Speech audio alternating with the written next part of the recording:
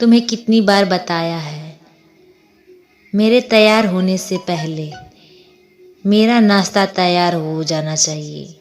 शादी के 25 सालों बाद भी मुझे क्यों बार बार एक ही बात बतानी पड़ती है? लता, तुम्हें क्या है? तुम तो आराम से घर पर रहोगी, मुझे काम पर जाना पड़ता है। तुम हो कि हमेशा बेवकूफ़ों जैसी हरकत करती हो। अगर तुम यह जानबूझकर करती हो तो याद रखना, मुझसे बुरा कोई नहीं होगा। आज भी प्रशांत का पारा चढ़ा हुआ था। इस कटु शब्दों में अपना गुस्सा उतारते हुए, गीला तौलिया कुर्सी पर फेंकते हुए प्रशांत गुस्से से लता की तरफ देखने लगा। लता के लिए प्रशांत का यह बेवजह का गुस्सा कोई नई बात नहीं थी। वह महीने में 3-4 बार ऐसे ही लता पर बरस पड़ता था। पहले पहले लता उसका विरोध किया करती थी, लेकिन जब कई सालों तक प्रशांत में कोई बदलाव नहीं दिखा तो लता ने खुद को ही बदल दिया। अब प्रशांत के कुछ भी कहने से लता को कोई फर्क नहीं पड़ता था। प्रशांत की हर बात वो चुपचाप सिर नीचे झुकाए सुन लेती थी। शादी के पहले 5 साल तक लता ने पूरी कोशिश की थी कि प्रशांत को बदला जाए, लेकिन फालतू का गुस्सा करना और बाद में लता को भला बुरा कहना, यह मानो जैसे उसकी आदत बन गई थी। कोई भी वाद विवाद होता तो प्रशांत सीधा लता को बोल देता, अगर मैं तुम्हें अच्छा नहीं लगता तो क्यों नहीं चली जाती अपने मायके? क्यों रहती हो मेरे साथ? इतना सब कुछ होने के बावजूद लता प्रशांत के साथ रहती थी, क्योंकि उसे अपनी बेटी की फिक्र थी। और वह जाती भी तो कहाँ, अपने बूढ़े हो चुके माँ बाप को इस उम्र में परेशान करना वो नहीं चाहती थी। समाज और लोग क्या कहेंगे, यह भी तो उसे देखना था। वो इतनी पढ़ी लिखी भी तो नहीं थी कि वो खुद जाकर कोई नौकरी कर सके और अपना और अपने बेटी का पालन पोषण कर सके। लता को अब अपनी फिक्र नहीं थी। उसको फिक्र थी तो बस अपनी शादी लायक हो रही बेटी की।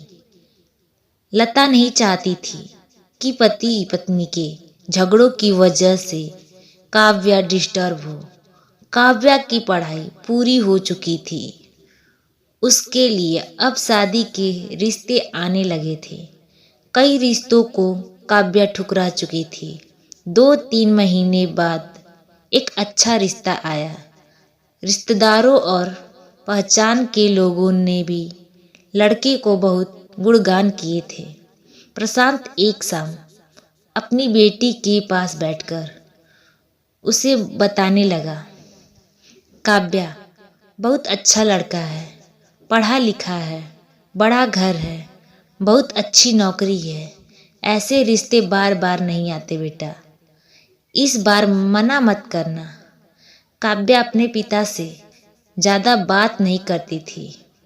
शायद डरती थी या शायद नफरत करती थी, लेकिन आज वो अपनी पूरी हिम्मत इकट्ठा कर बोली, मुझे अभी शादी नहीं करना है पापा, मैं नौकरी करना चाहती हूँ, खुद अपने पैरों पर खड़ी होना चाहती हूँ। हाँ तो उसमें क्या बड़ी बात है? मैंने लड़के से बात की है, वह तुम्हें किसी बात के लिए नहीं रोकेगा। तुम शादी के बाद भी नौकरी कर सकती हो, वह तुम्हें नौकरी के लिए परमिशन दे देगा। प्रशांत बोला, मेरा नौकरी करना या ना करना उसकी परमिशन पर क्यों डिपेंड रहेगा? पापा, काव्या ने पूछा, मैं कह रहा हूं ना, तुम्हें किसी भी चीज की कमी नहीं होगी। वहां ऐसे रिश्ते बार बार नहीं आते। इसे ठुकराना मत, बहुत खुश रहोगी तुम वहां। प्रशांत बोला। पापा, क्या मैं उतनी ही खुश रहूंगी जितनी मम्मी इस घर में खुश हैं? काव्या ने तंज कसते हुए कहा। आज तुम्हारी जबान कुछ ज्यादा नहीं चल रही? प्रशांत गुस्से से आंखें बड़ी करते हुए बोला। पापा, मुझे शादी ही नहीं करनी है, क्योंकि शादी के बाद अगर वो लड़का आपके जैसा निकला तो मैं क्या करूंगी? मुझे आपके जैसा जीवन साथी नहीं चाहिए जो बिना बात के मुझ पर हमेशा चिल्लाए। मुझे कुछ भी अपनी पसंद का लेना हो तो 10 बार सोचना पड़े, कहीं वह नाराज ना हो जाए। मेरी तबीयत कैसी भी हो उसे परवाह ना हो। रोटी थोड़ी सी मोटी बन जाए तो घर सर पर उठा ले। उसकी चेक बुक ना मिले तो भी मेरा ही दोस्त निकाले और हर छोटी मोटी बात पर मुझे मायके जाने के लिए कहे। काव्या ने अपना दिल खाली करते हुए पापा से सब कह दिया। प्रशांत का गुस्सा 7वें आसमान पर था, लेकिन उसके मुंह से एक ही शब्द नहीं फूट रहा था। वो काव्या की बातें सुन रहा था। काव्या उतना ही बोलकर चुप नहीं हुई। आज पहली बार वो अपने पापा के सामने इतना कुछ बोल रही थी। पापा, आपने माँ के साथ हमेशा गलत व्यवहार किया है। आप अपने ऑफिस का गुस्सा बिना सोचे समझे माँ पर उतार देते हैं। कभी इस बात की परवाह भी नहीं करते कि उन्हें कैसा लगता होगा। आपकी बातें सुन सुन माँ ने अपना स्वाभिमान खो दिया। प्रशांत आज पहली बार अपने किए बर्तावों को महसूस कर पा रहा था। वो इतना ही बोल पाया, जो तुम्हारा मन है वो करो। मैं तो इतना बुरा हूं ना? काव्या ने प्रशांत का हाथ पकड़ा और बोला। पापा, मुझे सिर्फ एक सवाल का जवाब दे दो। क्या आप चाहेंगे कि मेरा पति आपके जैसा हो? अगर आपका जवाब हाँ है तो कर दीजिए मेरा रिश्ता आज ही, और ना है तो मुझे आत्मनिर्भर बनने दीजिए। प्रशांत कुछ भी ना बोल पाया और वहां से चुपचाप बाहर चला गया। आज उसे लता के सामने जाने में शर्म आ रही थी। चलते चलते उसकी आंखों से आंसू बह रहे थे। प्रशांत ने आज से अपने आप को बदलने का निश्चय किया।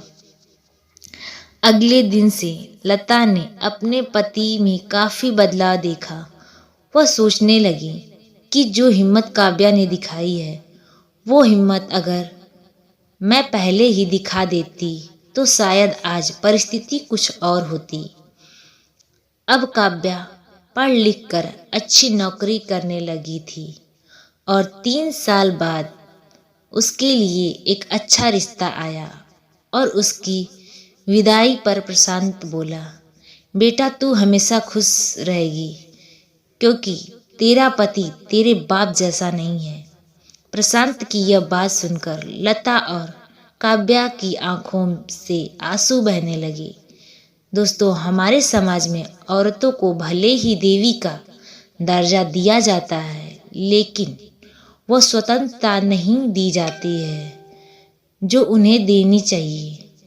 उन्हें बचपन से ही बताया जाता है कि वो पराया धन है। स्कूल से आने में देर हो जाए तो पिटाई मिलती है। मोबाइल पर बातें करते हुए दिख जाए या खिड़की से झांकते हुए दिख जाए तो शक किया जाता है। माँ बाप का घर तुम्हारा नहीं है, पति का घर ही तुम्हारा घर है।